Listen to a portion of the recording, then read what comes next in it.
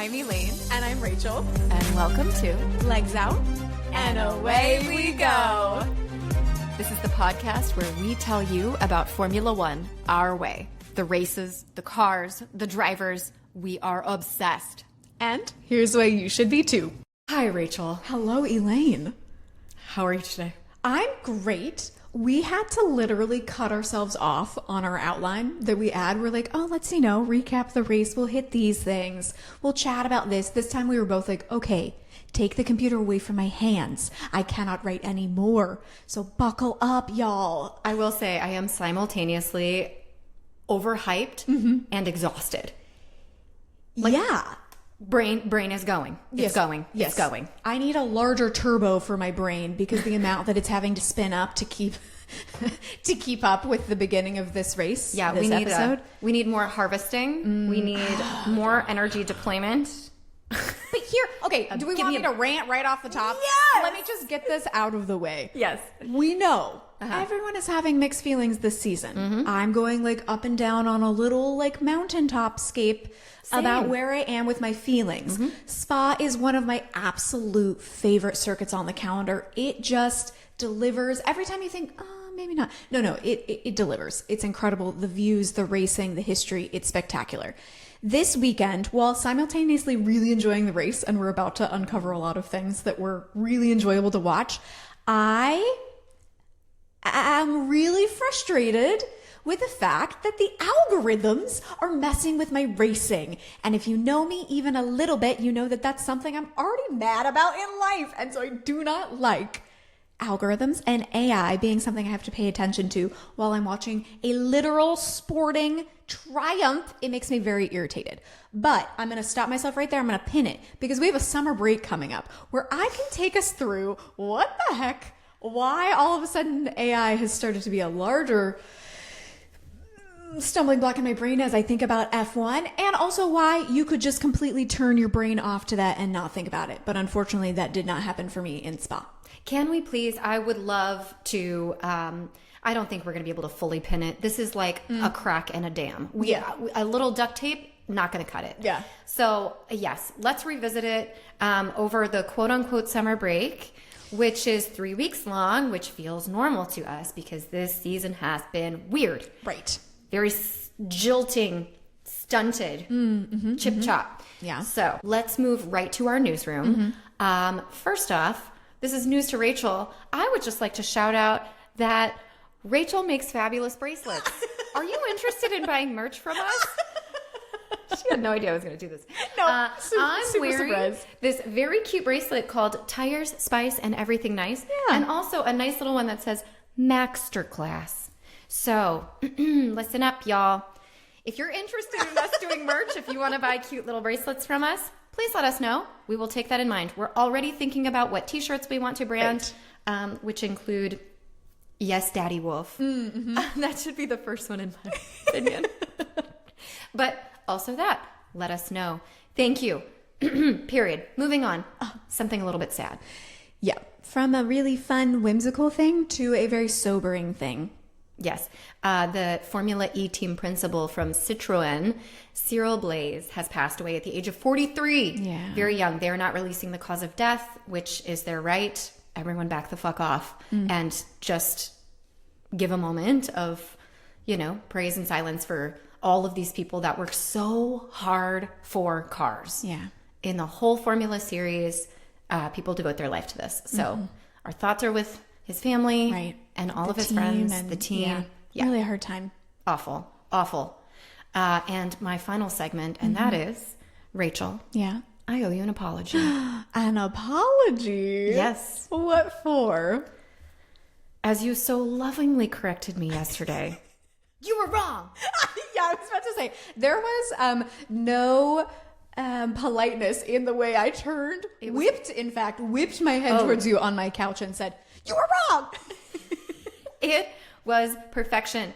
Now, Rachel, why do I owe you an apology? Well, last week when I wounded your heart by saying that Franco Colapinto might be gone, again, to clarify, not my opinion that he should be gone, just the fact that Briatore is capital letter B word.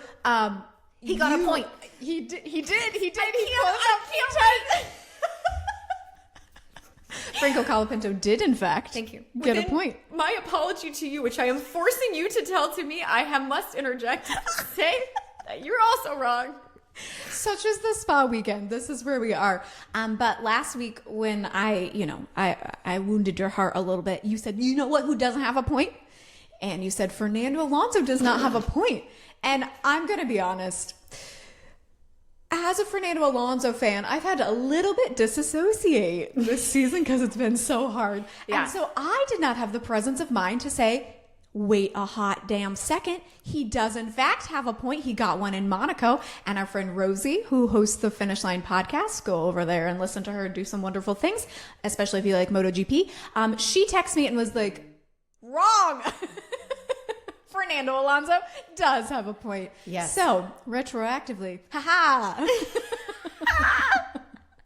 Guess who also has a point? Rachel Colapinto. He sure does. Ahead of Pierre Gasly, I will say. It was spicy back in the midfield for the Alpines. Okay, should we get into qualifying? Yeah, I mean, we're like looking at the whole.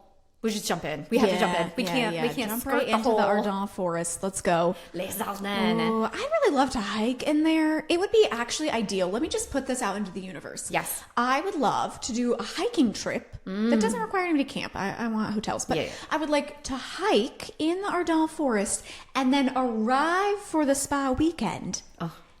And then watch cars and then maybe hike back out. I don't know. That would be lovely. I will say the Instagram footage coming out of the race, gorgeous.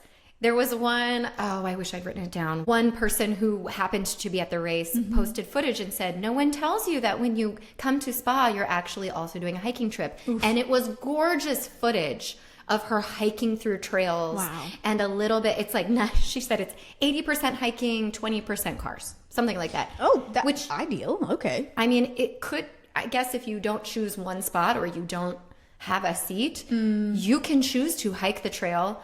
I mean, I will say, coming from Coda, you walk a ton. Yes.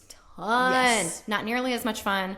It is a hike based on the elevation, but not nearly as much fun as being in the there's really no forest. trees. I love Coda, but I don't really categorize that as a hike because I'm slogging along in the dirt. Yes. Happily to see the cars, but it's a lot of walking. So as there's lots of chats going around right now, as it's kind of time that if you're going to Austin, you're thinking about buying your tickets, just be aware while you buy your tickets, then immediately hop on over to your favorite site for shoes and pick your best walking shoes. Break them in.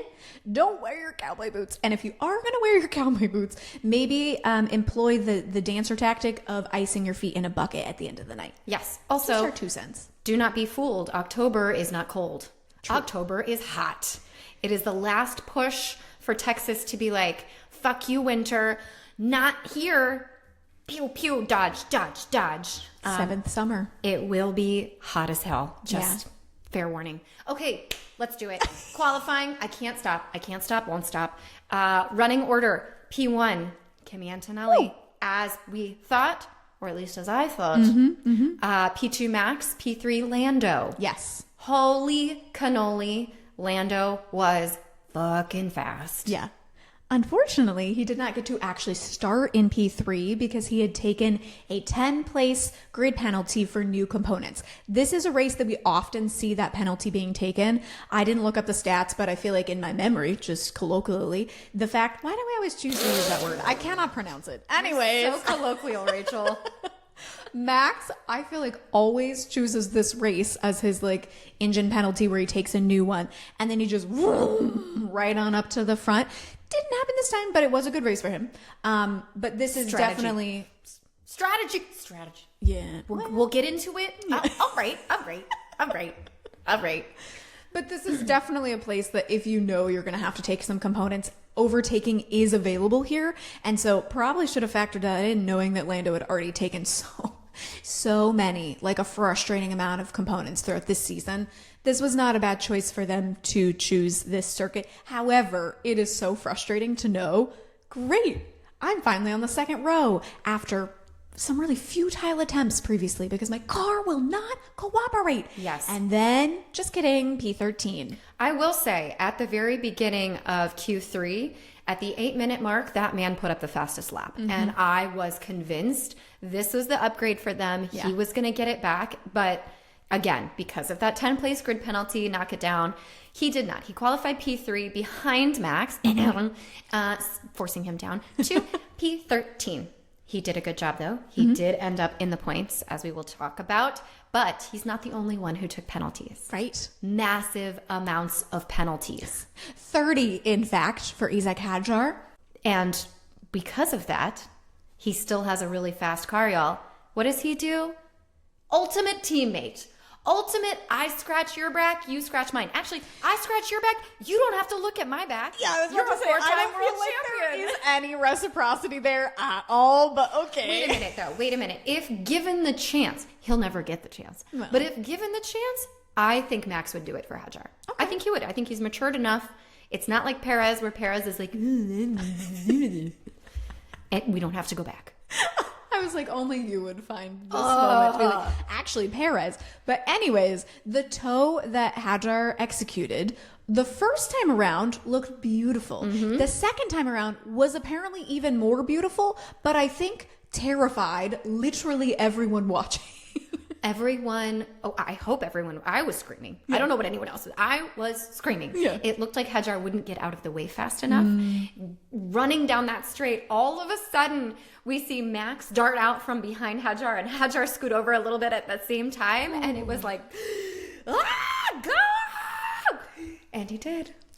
Yes. All the way up to P2. Yeah, I think that it was integral because they looked fast with the old wing. They took the Macarena wing off the car. So this is key. They did make a change to Max's car, but because it's not an upgrade or a new element, they simply went back to the old wing because the new wing is a fucking death trap. At Red Bull, because they're trying to copy Ferrari. Just saying. Anyways, though, while I am frustrated about so many different things about the cars this year, I will give them their little kudos right now, which is the fact that they're able to follow that closely is exciting. Yes. If they had done that toe mechanism last year, I think we genuinely would have seen Max like into the back of Hadjar. But this time they were able to be little magnets right next to each other. And then at the very last moment, Max was able to, as you said, whip out from behind and finish the lap. And that was perfectly executed. Hadjar kept being asked about it. I don't know what people thought they were going to say. He was basically like, yeah, well, I was told to. I had a pen. Like, why wouldn't I? Like, okay, yeah. It literally but he makes wasn't no like, sense. I'm so proud of the job that I did. Because of course he's not. Even though it was practical and logical for him to step into this position, it's still like a bit of a pride wound. Well, yeah, he's starting at the very back. By no fault of his own. Exactly. But still, he wants to be the person who is fighting for the P2 for pole, and instead he's doing the truck and trailer for his teammate. Listen, this isn't on our outline, but I'm going to insert it right here because I need to. Driver of the day went to Charles Leclerc, and that is bullshit. It should have been Hadjar because you know where Hadjar finished? Where? P6. Where did Lando finish, though? P7. That's right. Oh, okay. P7 behind Hadjar because Hadjar, that was an amazing drive from Hadjar. That was like pre-Max type stuff. And I will say he pitted like 15 times early on in the race. We were like, well, he's gathering data. Here he goes. But he drove the pants off that car. Kudos. You get, Hadjar, you listen. Come here. You get my driver of the day 10 times over. You should get a point. Bring the point. No, you heard it. Bring that point back. I love you. You're doing great. Kisses. He did do 3 stops. This is usually a 1-stop circuit. And that was some interesting strategy. That wasn't dumb, actually. I think that was some practice from them having the second driver often qualify rather behind, not on purpose, but they knew what to do here. Paris. And others. And oh, yes, that's true. And I forget there's been 15 in between Paris. Oh, my gosh. That's a shout out to Hannah Schmidt. She is the head of racing strategy. There we go. For Red Bull. Excellent. So there you go. That is Hannah's genius. Women in F1. Woo! We're here. We have tits. Get used to it. And a brain. Let's lead with that one and a brain. We're here. We have a brain and titties to boost because you can have both, apparently. Suck it, Formula One. We're on one today. Yeah. Excellent. I wasn't sweating. Ooh, now I'm sweating. I sat down and I was like, when I said buckle up, I meant for you guys, but mostly for myself. I'm like, settle down, buckle in. Oh no. Okay. Here we go. Results for the race. On Sunday, our 44 laps, long old lap. We had Kimi Antonelli finally getting back to his winning ways. He's been driving race-winning races. Yes. But, the car has been conspiring against him, but he's back in P1. P2, Charles Leclerc with some Ferrari beautifulness. And P3, good old Max Verstappen.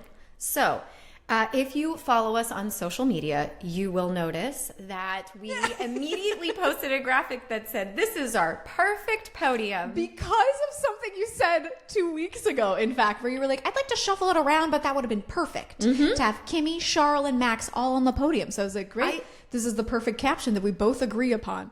Wrong! To which I immediately posted a picture saying, not in the correct order all of us would have liked, but here we are. Also, quick shout out, sideline, to our graphic design and social media expert, my co-host Rachel. Oh, thanks. I was like, who is it? Did we hire someone?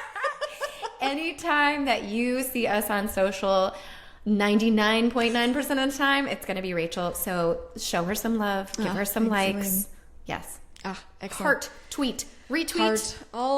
I'll run the captions past you next time to make sure it's the right one. No, because there's nothing more that I like than posting once a year to be snarky right on top of your post. Let's keep it going. Gold starts free lane.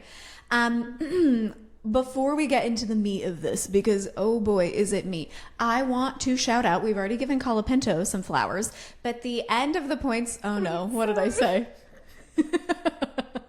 This is the game, is it cake, but with meat? Like, will this race be meat? Or will it be cake? And every single time I say, let's get into the meat of this, I'm like, you could choose a different metaphor. Why is it always meat? But this one is meat. But I love me a steak, so here we are. Yes. Okay, sorry, please. Do not distract me anymore. We have had so much to talk about at the front of the field that the midfield, I feel like, on this podcast is getting a little neglected. So I want to say P8 went to Gabriel Bortoleto, who maintains the role of only Audi F1 driver with any points this season. Hey. They're P11 merchants. It's really hard for them to get there, but Bortoleto closed the deal this time. Lindblad, Arvin Lindblad, we're going to talk a little bit about him and some controversy later. He was in P9. Lindbladdy. Yeah. That's what I want to call him. Yeah. Okay. And P10, Franco Colapinto. Thank you. Thank you, Rachel, for finally giving Colapinto his props where it is due. Franco, baby, you're doing great. I love you, Franco. Okay. That wasn't weird at all. No, what part of us isn't weird? But yeah. Where do you want to start? Honestly, I don't think there's any other place we can start other than lap one. Yeah.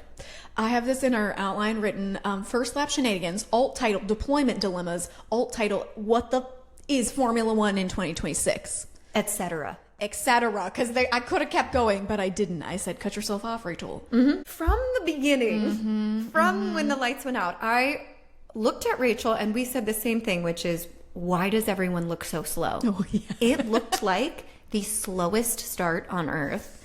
So already there was an inkling that there was tomfoolery abound. Tomfoolery, that's the etc. Good. Yes. Yeah. So Toto Wolff, who is, of course, head man at Mercedes, and that means head man at many of the engine suppliers, because they supplied to Alpine, McLaren, Williams, a lot of cars on the grid. He came out after the race and admitted that all Merc-powered cars had suffered a lack of energy, like a deployment issue, in the beginning of this first lap, specifically around the source. And George has been shouting about this for a little while. And so I think it's really important to start the discussion with the fact that Toto Wolff has said we had issues. Because he was denying that they had issues up until this point. Right. I think if we take a small zoom back over the last couple of weekends, even over the full season, George has been struggling. And let me start with the caveat by saying Kimi is faster. Yeah. I think that is proven despite the fact of some of the details we're going to talk about here in a second. Kimi is just outright out driving George. Fast, period. Exactly. However, some of the layers to why George is saying this is why I'm slow are starting to be revealed as it's not just the driver in the cockpit, it's also something is going on with the deployment. Because this new regulation series of car, I'm back on it, I think it's fucking insane. It's correct. Awful. Why did anyone approve that? This was literally like Fantasyland. You know what we're going to do in 2026? We're going to build cars that float. Yeah, let's do. Good luck, everybody. Here's $50 million. Yeah. Go. Yeah, this is part of the fact that they're having to decide these regulation rules so far ahead of time. Like they're planning now for 5-6 years ahead in the future. And if we look back 5-6 years ago in the history, a lot of governments around the world were like, we're going entirely electric. And so Formula One is they often feel like they have to follow the automotive industry. And I personally would like them to divorce more of that. We are a car making this is not just racing. This is building a car. And I'm not going to drive a Formula One car. I mean, actually, if anyone would like to give me a chance, I'd love to. We would happily drive a Formula One car. In this, never mind. I don't need to get further into that because that's not a good advertisement right now. But my point to draw myself back into this is they took a wrong turn. And I think, honestly, the fact that everyone is scrambling to make changes for 2027 and beyond is as close to an admission that they screwed up as we're ever going to get, because there's so much money into this regulation set right now that they can't just fully scrap it. I mean, they don't need to be like, wow, everything is wrong. But even if they were like, yeah, there's a lot we could have done differently. So we're working on that. Why is that so hard? I added sugar when I should have added salt. That might have made it taste weird. Sorry about that. Next time, I'll look closer and use salt. Yeah, it could be as simple as that, but it won't be. But let's zoom back into the beginning, this first lap. So we already know that all the Merc-powered cars are having deployment issues. They're going like kind of overspeed and then are finding that they're running out of deployment and therefore are kind of derating on their speed. Max, on the other hand, he kind of quipped that he had too much deployment. And that's part of the reason why we saw him zoom past Kimi Antonelli, which was lovely while it happened. But I think we all knew, you may have spent your energy a little soon, sir. Maybe you could have waited and spent it later, but... Well, but also Max is great at the defense. So True. He knows that his opportunities will be minimal because, as we all know, Kimi is fastest, period. Yeah. Kimi is in the fastest car this year. He is the fastest driver this year, bar none. Yeah. And Max is smart enough to know that and take his chances when he can. So. Sure. Yeah. So we have this deployment thing playing out. So Kimi, we keep jumping between first lap and end of race. But end of race, Kimi in the post-race conference was like, it was crazy. I'm seeing in my mirrors these people swamping me. I have a Red Bull, I have a Ferrari. What the heck was going on? Because he's not used to, frankly, being challenged like that at the beginning because his deployment has been a lot more even, it kind of sounds like, on that side of the garage. And as we keep saying, and we'll continue to say, he's really fast. So while Kimi did not suffer the same consequences that George did, there was some of that tomfoolery happening in both Mercedes cars. This leads us to the point that George is struggling with speed. He tries to go around Lewis Hamilton. Lewis Hamilton, frankly, in my opinion, has no space, nowhere to go. We're still on the first lap, and they touch, and off spinning goes George Russell. And you know who got the penalty? Lewis Hamilton. I'm curious about that. Okay, I was waiting to see what your take would be on this, because obviously this is the touch heard around the world. Yeah. Everyone is diving into this. why did he only get 5 seconds? Or why did he get a penalty at all? Do you think, A, this was a racing incident, or B, that Hamilton deserved the penalty? I think this was a racing incident, and I'm frankly surprised that they weren't more lenient because they typically are on the first lap. And in watching the onboards, I don't think there was anywhere for Hamilton to go. Like, yes, they touched, but I don't really feel like there's fault. And George actually talked about afterwards that he's mad about deployment. He's not mad at Lewis. He even said it was a racing incident. He didn't say racing incident that did not necessitate a penalty, but he called it a racing incident. Yeah. What about you? I completely agree. I completely agree. I don't think Hamilton should have gotten a penalty. If he had gotten a penalty, I think it should have been a full penalty or none, because this is the point that I have been making this entire time, which is that the stewards make up penalties whenever they feel like for whatever they want, for however long they want, because the standard penalty is 10 seconds for causing a collision. That's 10. true. I feel like in the 2025 season, I got tired of hearing myself say 10 seconds is standard. 10 seconds is standard. A 10-second time penalty is standard. That's a shirt. 10 seconds is standard.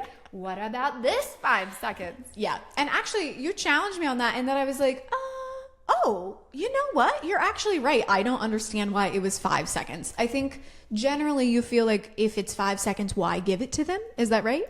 I mean, yes, but also I feel like, actually, no. 5 seconds is fine with me, but pick a lane. You're either going to be sympathetic to the situation and admit that you're going to take all the circumstances into account and be lenient if you feel like it, because that's what happened. Yeah, this one ultimately, I'm like trying to keep our concentric circles clear here.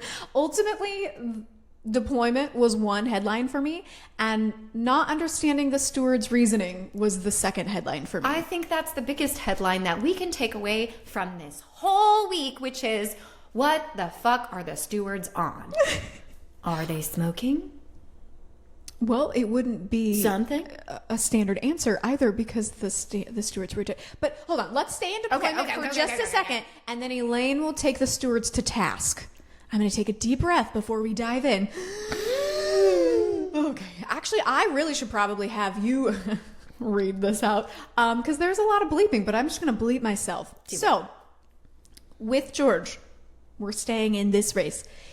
An unplayed radio message from George Russell after he has this crash with Lewis, but in his mind, this crash is not caused by Lewis, but by the engine in his car that he's trying to win a world championship with. He shouts, "I'm out. What the bleep happened with the SOC, which is state of charge down the street? I had no effing battery down the street. Guys, unacceptable, uneffing acceptable this whole weekend." Bleep, bleep, bleep, bleep, bleep, bleep, bleep, bleep, bleep. Exactly. Okay. Now, we could glance over this as something because we have so much to talk about here. However, I specifically asked Rachel to bring this up because I feel this is a slight version of, this is a block of free speech. I think that this is, especially here, we have that right. Be it terrible or be it great, that is a standard right that we are lucky to have. Yeah. And that was not played for us through F1 TV, through Apple. Just putting that, it's not like Sky Sports, which is a owned subsidiary in Europe. Therefore, they have different values. No, Apple is owned here in the United States. We follow the same guidelines as the Constitution of the right of free speech. To not play that message, I think, is a very intentional message to block out. This is what we want when we're watching a race. We want raw, we want real. We want what actually happened. Right. This should have been played everywhere, but it was only played in Germany. Why? Well, so that is big things. Big things. I'm going to continue to sit with that. I feel like from an internal perspective at F1, it was kind of because of condescension. So a former managing director of motorsports at F1, Ross Brawn, that's a familiar name to us. He, it seems like in decades past, put in place a measure to I'm quoting the article from the race here. Save drivers from themselves.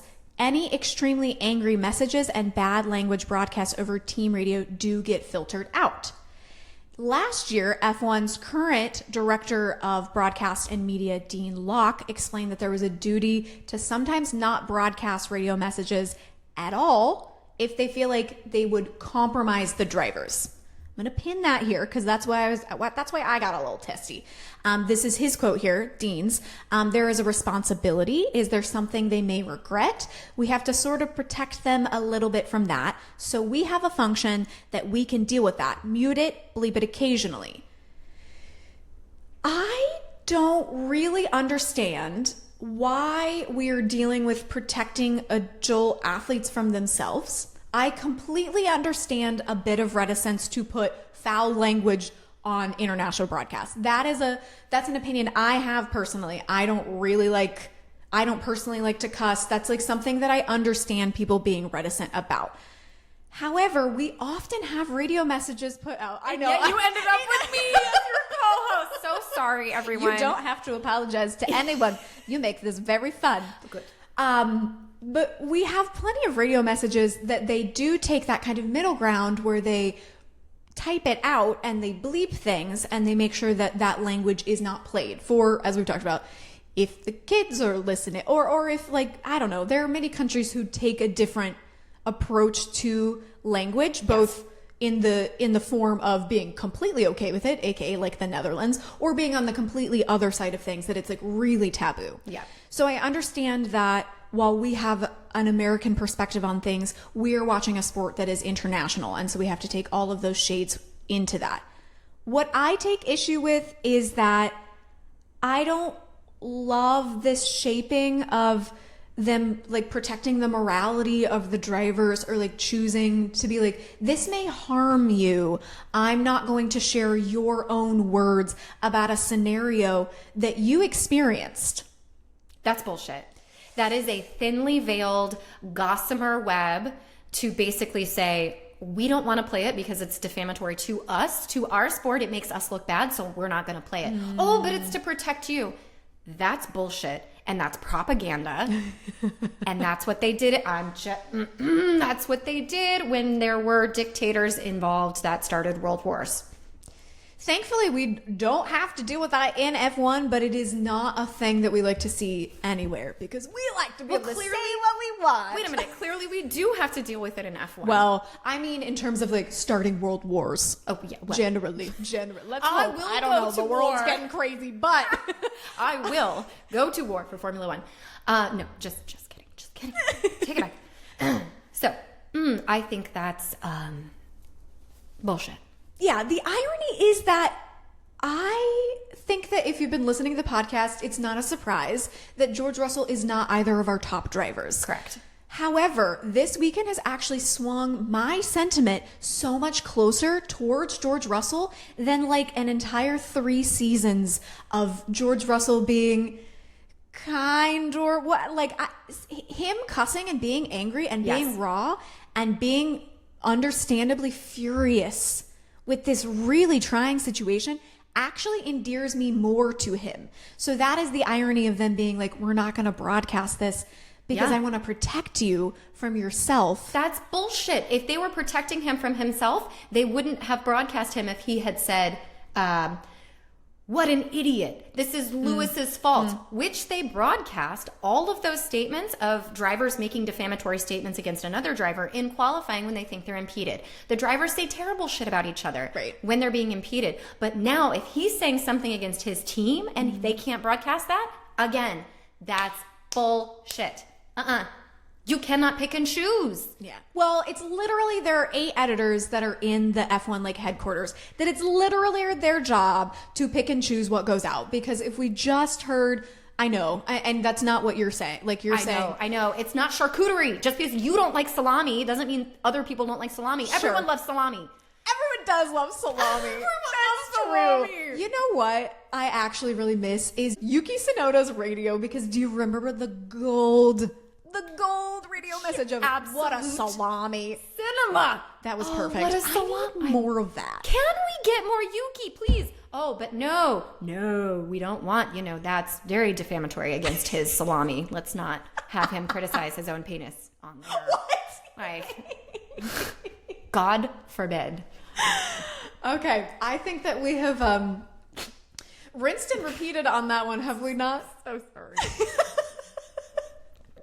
To be clear, just in case this is the first you're hearing of that, Yuki was not insulting his own salami appendages. Yeah, he was in fact calling I don't remember who it was, but oh yes, someone impeded him and he called him an absolute salami. What a salami. Oh God, I love him. Yuki, I miss you. I miss you every day. Yeah. Come back. It's shall dull without you. Yeah. Can I put the final button? I feel like we've talked about George so much, but he frankly hasn't gotten a lot of airtime for us recently. Yes, I would like to call this the reluctant Kudos George section. Oh, yeah, I like that. Yes. So as we have alluded to in the beginning of this first concentric circle, before we get to the second concentric circle, that is the Belgian GP. No? Yes. Okay. I like there are circles. I don't even know where they are anymore, but there are a lot floating in the sky. We've alluded to this, that George has been complaining a lot about his speed on the straights and it looking like he is running out of power on the straights as compared to his teammate. Now, several weekends in a row, including Silverstone, where Toto Wolff basically came over the radio and shut him down and saying, just drive, basically. Yeah. Toto Wolff has now changed his tune and said that him slowing on the straights is now being triggered by a combination of a power unit setting and also some driving inputs from Russell himself. But the inputs meaning computer issue. Yes. Yep. AI Software is destroying error. the world. Sure is. Yep. This kudos to George. Yeah. I think he handled that well. All things considered, I would have said the exact same thing in the car. Should have been played because it is the team's fault. Now the team is finally taking it seriously. And George didn't do his usual whiny BS about, wasn't my fault. It was his fault. He ran into me. Good job, George. Yeah. Good job, Georgie Porgy. Yeah, I really hope that they are able to isolate some of these issues and actually fix things, because I think regardless of whether you are a Kimi fan or a George fan or a just general F1 fan, this season will be better if George and Kimi are battling. I want that. That makes me want to cry. Oh. I don't know why. Because if you've ever watched the movie Hook, at the end of the movie, it's a Peter Pan movie. In case you haven't watched it, the villain, the actor who plays, Dustin Hoffman is his name. Dustin Hoffman plays Hook. And at the end, instead of killing Dustin Hoffman, Peter Pan, Robin Williams, chooses to help him up and puts his wig back on and puts his hat back on. And he said, after all, what would the world be like without Captain Hook? Oh. And there's such an important message from that, which is that there is always the battle of good and evil, especially in this, even if Russell is not actually a villain. Right. He's probably, I don't want to call him a fine human being, but he is a human being. He's also a human being. And he needs to embrace his villain era. I'm actually here for it. Yeah. What would the world be like without the villain in Formula One? Oh, and that is a storyline that we just adore in this sport. In all sport. We were watching the World Cup and it was so fun I knew nothing, but I was having a great time being like, oh, these two. It is so fun to see people put their battle of wills against each other. So thanks for sharing that little nugget. You too. Yes. If you're listening, you're not listening.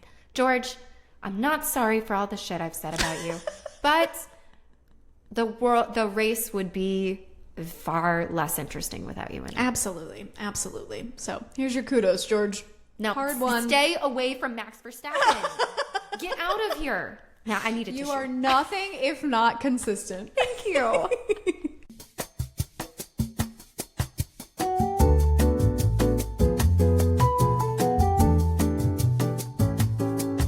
Cry break. Yeah.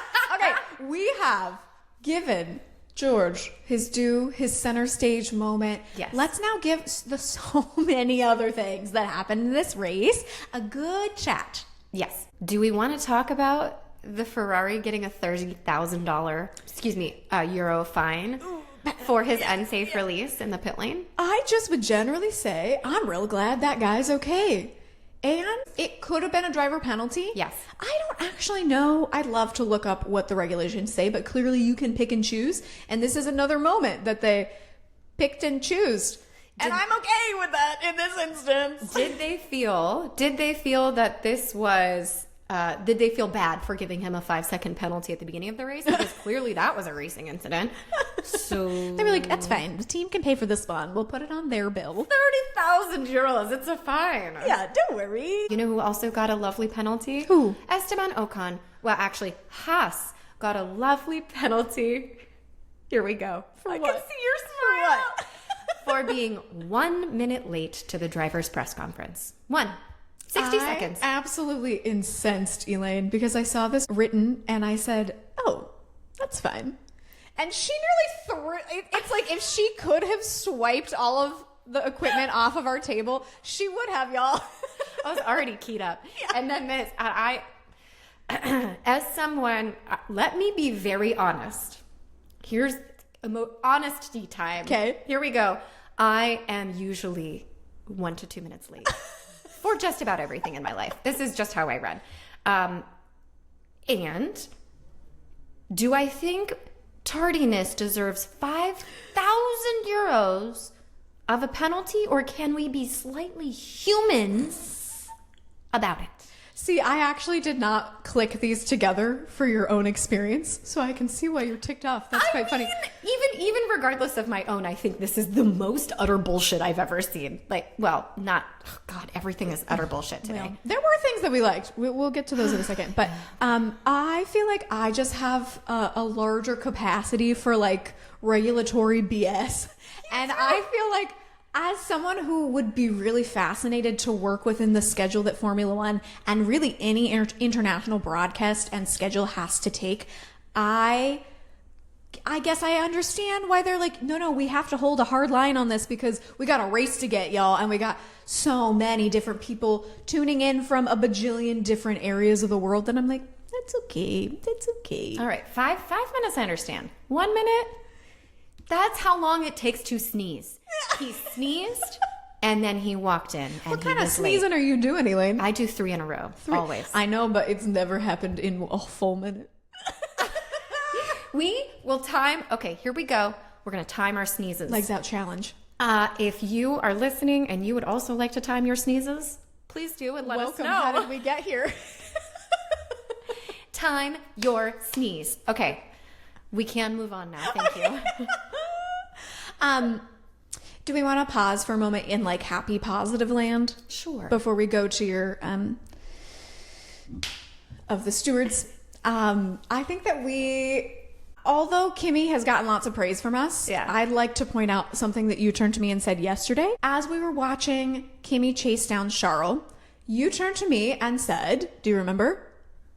Okay, I will refresh your memory. You were really impressed with how calm he was and how it didn't feel like he was like, I'm going to catch him as fast as I can. Like it was like we were watching him mature in real time. That's right. Yes. Yeah, that was a bit of very mature racing because obviously this started, I believe it was 12 laps left. Everything was sort of settled down. It was the final 12-lap push, and it was clear that Kimi was going to catch Charles, unfortunately. It was very clear.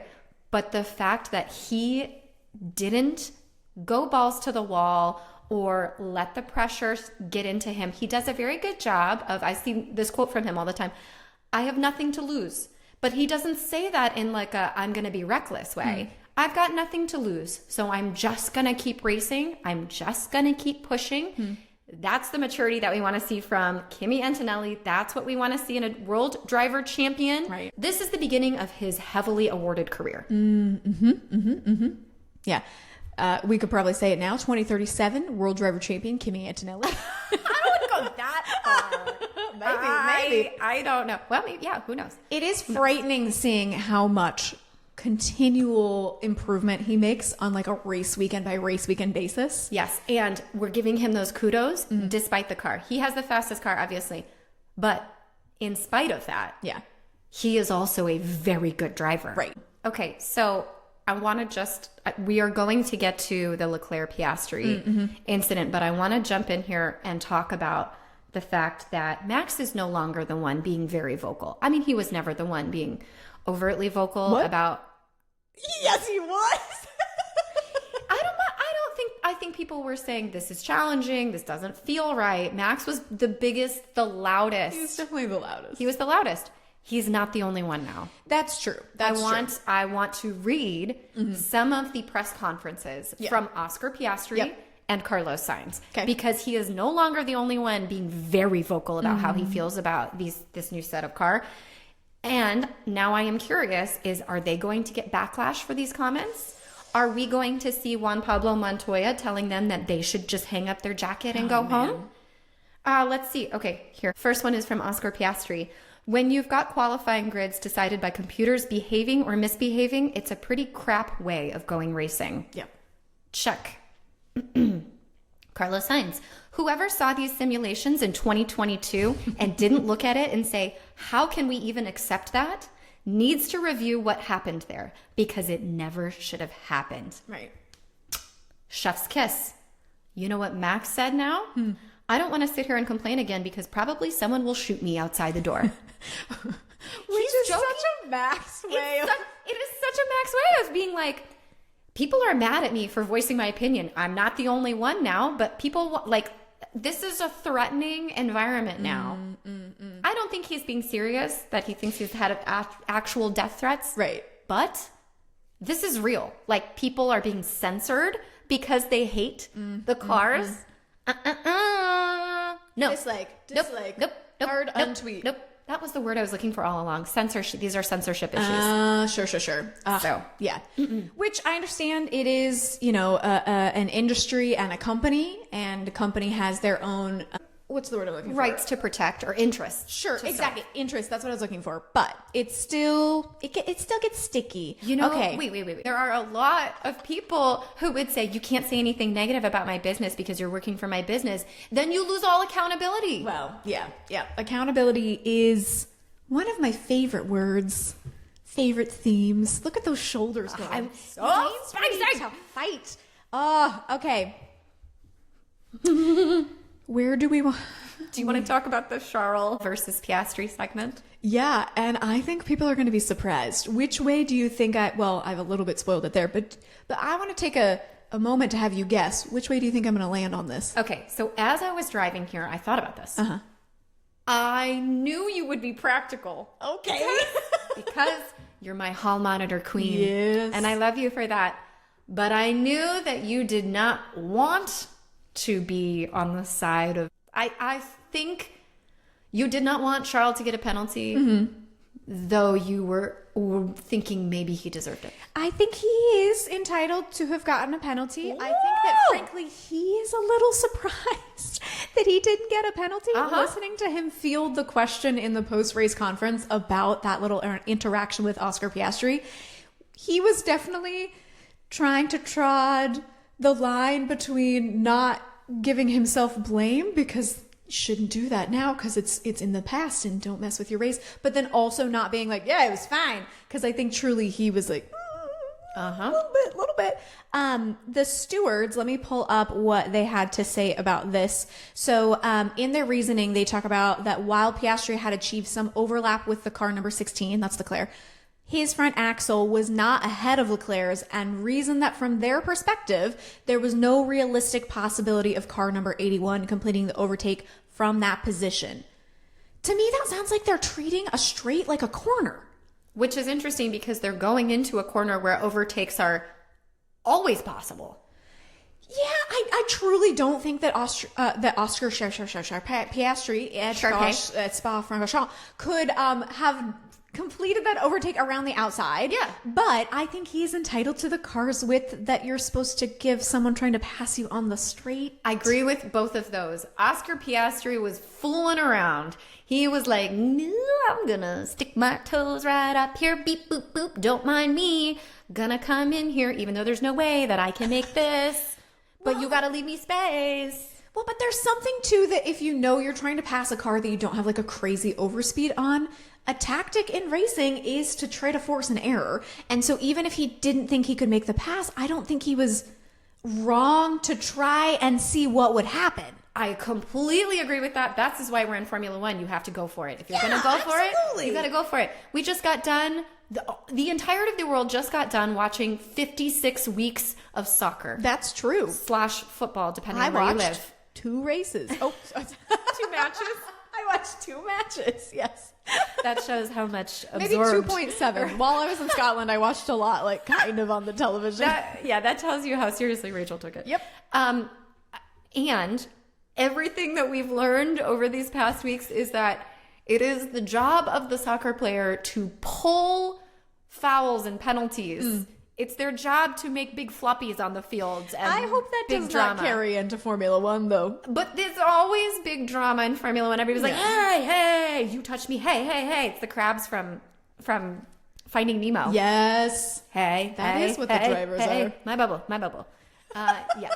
My corner. My straight. Literally. Done. Formula One is just Peter Pan and Finding Nemo. We've solved. Oh my God. That's it.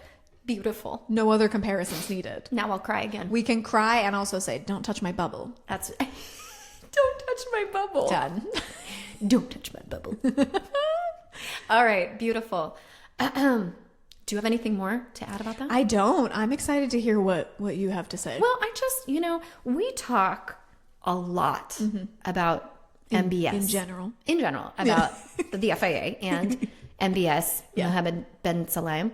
That I just think it's necessary that we put the focus also where it needs to be, which is on the stewards who release the FIA. They're the ones who are making the penalties, who are, MBS is in charge of them. He's running the show. He's pulling the strings. However, these are the guys who are actually making the stupid calls.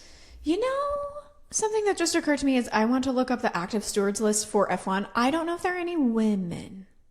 Continue. That's a great question. Continue. Okay. For this race, I just want to shout their names because as we are upset about this, these are the people who we should be talking to about what the hell happened. Looking at you, Gerd and Sir. That's probably not how you pronounce your name. Oh no, this is about to be chaos. Looking at you, Gerd. Alfonso Oruela. Sorry. That seemed better. Not maybe. Sorry. Bad choices this weekend. Oh dear. Loic Baclan. Matthew Selly. Where are you from, Matthew? Pedro Lamy. Oh no. I'm going to say for one moment, I'm sure these are lovely humans. I don't understand. Are they, Rachel? Well, you know what? They could be terrible. I don't know. But they probably are fine and lovely. I don't understand what rule book they were reading. And that is my larger concern is if we had consistent stewards, then we'd always know. There is no rule book. There was no rule book this weekend. You know why? Because they were like, I read it. I don't know what it is. We don't need it. I am going to shake my 8-ball and decide magically whether it should be a 10 or a 5 or just a racing incident. Or a fine. For funsies. What number should we give them this time? 30? Great. 30,000. Boom. There you go. I'm Santa. Ho ho, motherfuckers. Here it is. Penalties for everyone. Off the rails this week. All right. I'm sorry I butchered your names. Oh, yeah. But you need to be known because you are responsible for the most insane Spa race that I've seen in a while. They were pretty crazy. Is always entertaining, but for different reasons. This weekend, you have made our blood boil. And for that, we say, looking at you. I want to say in a final bid to Spa before we say goodbye for not just this year, but for also 2027, because it is a race that will be rotating. I will hold my ire because there's been a lot of ire. But until 2028, I just want to say that Eau Rouge and Radion is maybe my favorite visual on the entire calendar. It is just like a hit of joy and adrenaline right straight to my heart every time I see it. It is impeccable. That is why I like to watch racing. I know we have a lot of qualms, but that is just like such a beautiful visualization of the mechanical excellence, of the driver bravery, of this just beautiful circuit that was made. I feel really lucky that this is continuing to be a circuit that we get to watch incredible sporting on. True. Wow. Rachel, you've done a great job this episode. Reining it back in to all the good feels. Yes. Please don't ever cancel Spa. Well, Spa is great. Okay. I have an Australian Shepherd who often tries to herd everyone back where he wants, and that's me with positivity. I'm like, but remember, we like it, right? Formula One. We love it. Yes, we do. Yes, we do. We do. You guys are all idiots, but yes, we love it. Let's take a quick last-minute pit stop at the Hungarian GP. How do you say it? Let's see your jaw do the crazy thing. Don't look at me when you're Hungaroring. Hungaroring. Good. Yep. It's like a little puppet. It's so fun. That's this week. This is the final double header before our long summer break. But we're going to get one more track that's completely different from Spa. Yes. A lot of corners. Not an energy-starved circuit, really crucially, so we can go back to having a fun time. Yes. Give us the facts. Let's hear about the Hungaroring. I'm so sad I ever pointed it out because now you're trying to control it. Okay, so the first Grand Prix, 1986. Circuit length, 4.3 kilometers. Number of laps, 70. So it's the short track as opposed to the long track. Yeah. Number of turns, 14. So not as many. The Hungarian Grand Prix at the Hungaroring is 4.3 kilometer circuit with 14 turns, known for its tight and twisty layout that challenges drivers' precision.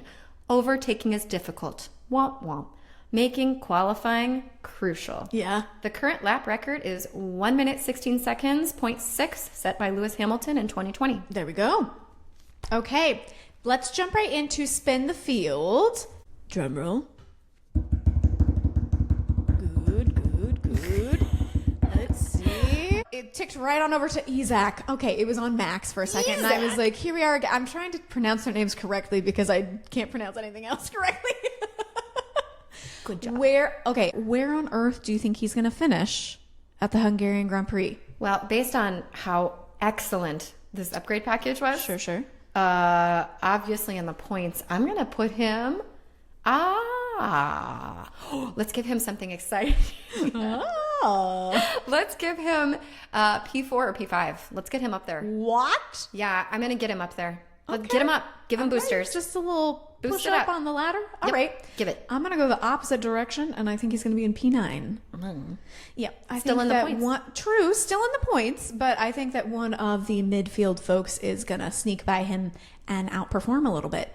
So, okay, what about the winner? The winner. Who do you think is going to win? Why am I saying it so weirdly? Winner. Because qualifying is so important. I'm going to give it to Kimi again, honestly. Although, because qualifying is so important and overtaking is hard, I'm going to put Max back up there again, Okay, too. excellent. I think he qualifies within the top three. Okay. Three. Free. Top three. Free the radios. I Keep all am that gonna back my guy because Ferrari is tipped to maybe be pretty good here because they got a lot of tight, twisty corners, and the energy is less important. Well, it's always important, but less important here. So Charles Leclerc is my pick for P1. He was doing really well last year, and then this is the radio that his comments went all the way off the box off the TV screen because he just kept talking because he was berating the team. But I think they're going to get it together for both sides of the garage this weekend. And I think Charles Leclerc is going to be P1.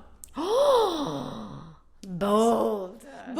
But you know what? I haven't backed him in a little while, and I need to remind everyone that Charles Leclerc is my driver. Yeah. I talked so much about George Russell in this episode. Everyone remember Charles Leclerc. Around, show him your tattoo. Forza. Rachel. Says Forza Ferrari. Or, as our friend says, Forzi. He said Fonza. Oh, Fonza. Excuse me. He said Fonza Ferrari. Fonza Ferrari. He really hoped that we'd not mention that, and we made it all the way. So it's just buried for the people who make it all the way to the end of the episode. And if that's you, thank you for going with all of our chaos. This is a long episode. This is a fun one, though, because if people say they like when we shout, and there's a lot of shouting. Shouted. So here so we much. are. Yeah. Yes. And just remember that, you know, every story needs a little strife. Sure. A little villain, a little hardship. Yeah. There needs to be an arc, a story a story. Well, that's the end. Excellent. I really enjoyed Spa with all of its ups and downs, literally elevation-wise.